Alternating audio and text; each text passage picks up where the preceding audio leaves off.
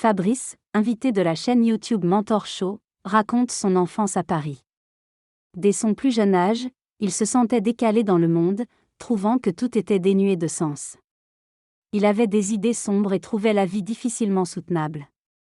Malgré cela, il avait une imagination débordante et passait des heures à jouer. L'école était un véritable défi pour lui, et à l'âge de 11 ans, il a même fait une action choquante en se déshabillant et en hurlant dans la cour de récréation. Cette expérience était le reflet de l'insoutenabilité de la vie, selon lui. À l'âge de 14 ans, tout a changé pour lui lorsqu'il a découvert la poésie et la peinture, lui offrant un moyen de s'exprimer et de trouver du sens. Il s'est passionné pour la poésie et a rencontré de nombreux poètes. Lorsque j'ai commencé à faire une revue de poésie, ma vie a commencé à changer. J'ai rencontré beaucoup de gens qui partageaient ma passion et cela a été une révélation pour moi. J'ai pu rencontrer des écrivains que j'admirais, comme Nathalie Sarraud et Claude Simon, et avoir des discussions enrichissantes avec eux. Cela m'a donné le sentiment d'appartenir à un monde dans lequel je pouvais m'épanouir. Cependant, mes parents étaient inquiets pour moi car ils ne comprenaient pas cette passion pour la poésie. De plus, j'étais hypersensible, ce qui les déconcertait également. Je suis arrivée à comprendre cela plus tard dans ma vie, lorsque j'ai rencontré un neuroscientifique qui m'a expliqué mon hypersensibilité. Mes parents devaient me voir comme un être étrange, un martien dans leur propre maison. Ma différence et ma sensibilité étaient difficiles à comprendre pour eux. Nous n'avons jamais vraiment discuté de ces sujets et je pense que cela aurait été déconcertant pour eux de parler de ma perception du monde et de ma différence. Cependant, je pense que la famille n'est pas toujours le lieu où l'on est compris et aimé dans sa vérité. Les gens sont souvent enfermés dans des cases et les parents voient leurs enfants selon une certaine image qu'ils ont d'eux. Je crois que l'amour est la chose la plus importante dans la vie, sous toutes ses formes, mais il est essentiel de le voir se transformer et grandir au-delà des liens familiaux pour qu'il puisse être véritablement authentique et se manifester dans une amitié sincère. Je ne pense pas que la famille soit le seul lieu où l'amour se trouve, donc je ne trouve pas cela très intéressant d'en parler. Je ne crois pas que la famille soit aussi déterminante qu'on le dit. Dans ma vie, j'ai trouvé d'autres figures de parents qui ont été comme des parents pour moi, pour lesquels je me sens en profonde dette. J'ai eu des liens très forts avec mes grands-parents, en particulier avec mon grand-père. J'ai vécu une expérience marquante avec lui, où j'ai senti un amour inconditionnel dans son regard. Cela a changé ma vie à l'âge de 12 ans. En parlant de cela, je me souviens toujours de cette sensation.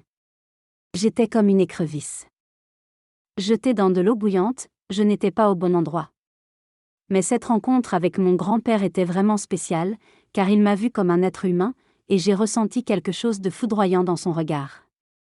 C'était déconcertant mais cela a créé un lien de confiance et d'amour très fort avec lui. Ensuite, j'ai découvert la poésie et cela m'a amené à me sentir un peu plus au bon endroit. Puis, il y a eu 2 autres rencontres importantes dans ma vie, l'art et la méditation. La méditation est venue à moi par hasard, lorsque j'ai été invitée dans un appartement où quelqu'un pratiquait la méditation. C'était avant que la méditation ne devienne populaire, donc personne ne savait vraiment ce que c'était à l'époque. Je me suis assis sur un coussin, avec seulement 5 minutes d'explication, puis nous sommes restés assis en méditation pendant 1 heure.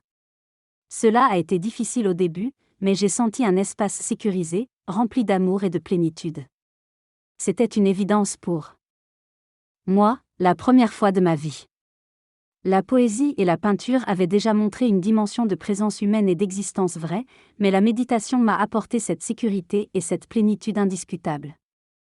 J'ai été formée par un neuroscientifique rigoureux et précis, Francisco Varela, qui a joué un rôle important dans ma pratique de la méditation. La personne interrogée explique qu'elle a été profondément influencée par un chercheur en sciences cognitives, qui a été le premier à faire le lien entre la méditation, l'esprit et la phénoménologie. Grâce à lui, elle a découvert la profondeur et la rigueur de la méditation. Elle est également restée amie avec lui jusqu'à sa mort. Par la suite, elle a été formée par un maître tibétain aux États-Unis, ce qui a été une expérience extraordinaire.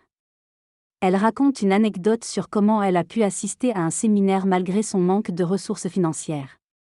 Elle souligne que la méditation qu'elle a pratiquée n'a rien à voir avec la Gestion du stress ou l'instrumentalisation de soi-même, comme c'est souvent perçu aujourd'hui.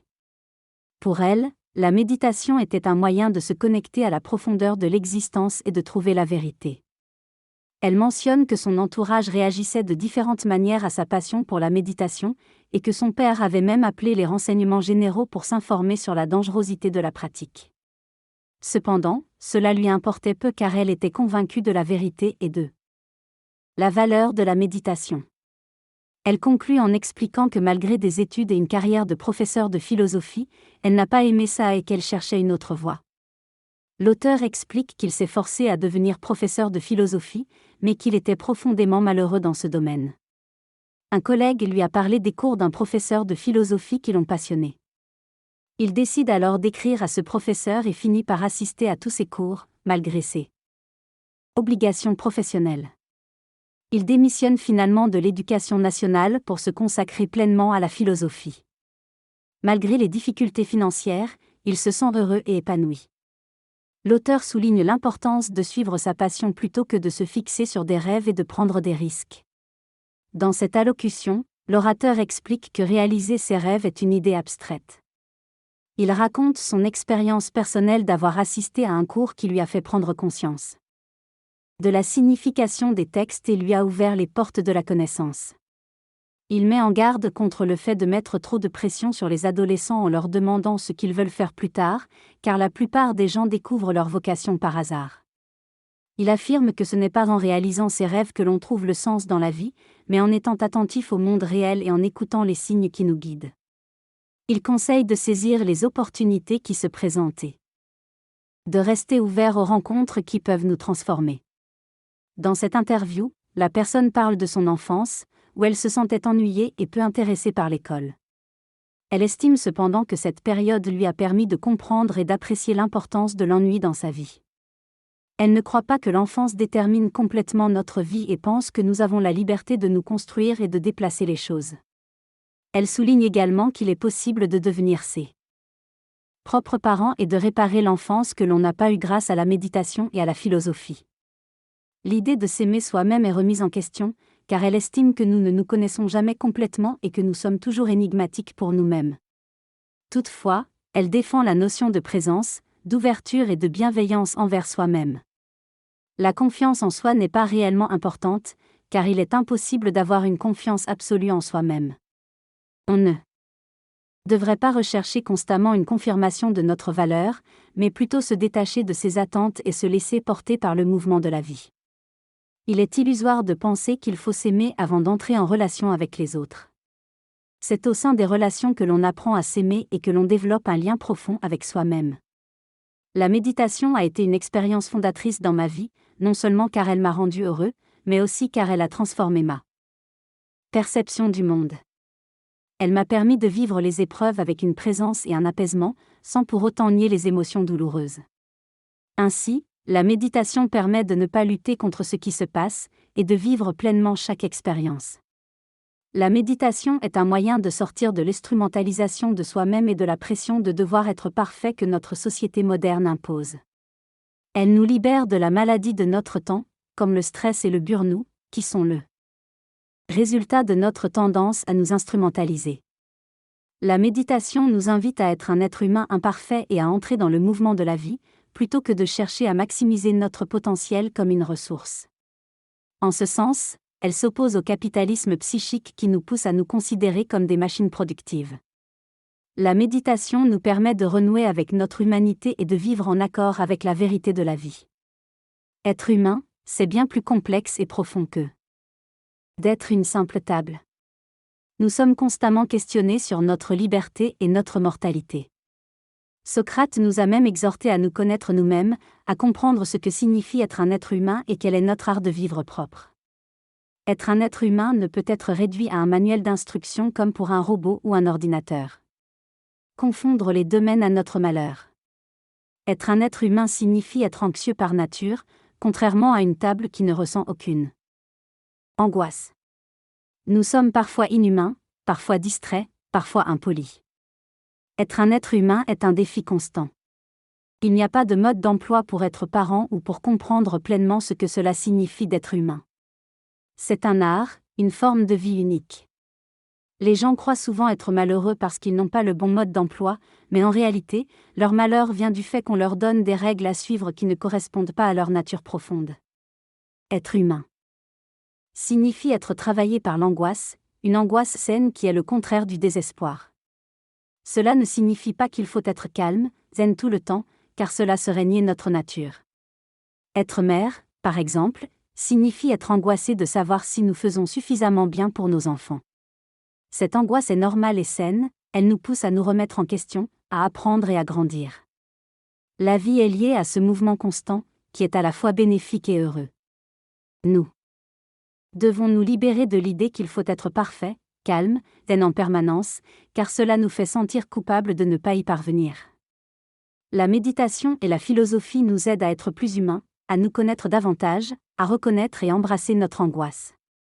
Être humain est le plus beau travail que nous puissions accomplir. La méditation m'a également aidé dans mes relations amoureuses. J'ai un don naturel pour les relations amoureuses, je suis profondément amoureux de mon conjoint depuis toujours et nous sommes ensemble depuis plus de 20 ans.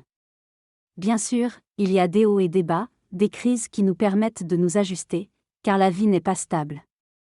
Mais la méditation m'a appris à revenir au véritable lieu de l'amour, qui est bien plus profond que les désirs et besoins individuels des deux partenaires.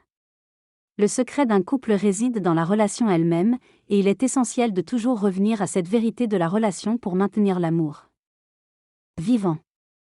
Dans cette relation, il est souligné que l'amour n'est pas une question de trouver la bonne personne, mais plutôt de comprendre et d'accepter les difficultés et les blessures profondes que chacun porte.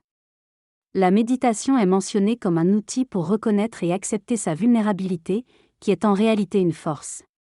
Il est également souligné que l'amour ne consiste pas à avoir raison, mais à parier pour la relation et à abandonner l'ego. L'importance d'écouter son intuition est de choisir de travailler uniquement avec des personnes qui sont en relation avec l'amour est également mentionné. Quant à la question du bonheur, le locuteur explique que cela dépend de la façon dont on définit le bonheur, et il mentionne l'idée aristotélicienne d'une vie bonne basée sur la décision de répondre à ce qui nous est donné. Malgré le fait que je ne sois pas heureux en raison de la violence présente dans le monde et notamment la violence faite aux enfants, je suis heureux de pouvoir contribuer à réparer le monde à ma façon. Je crois que chaque individu a le devoir d'essayer de réparer le monde, qui est actuellement perturbé. En travaillant avec les enfants et en ayant des conversations avec les autres, je peux apporter ma contribution à l'amélioration du monde. Ce que j'essaie de faire me rend heureux, car je trouve cela important.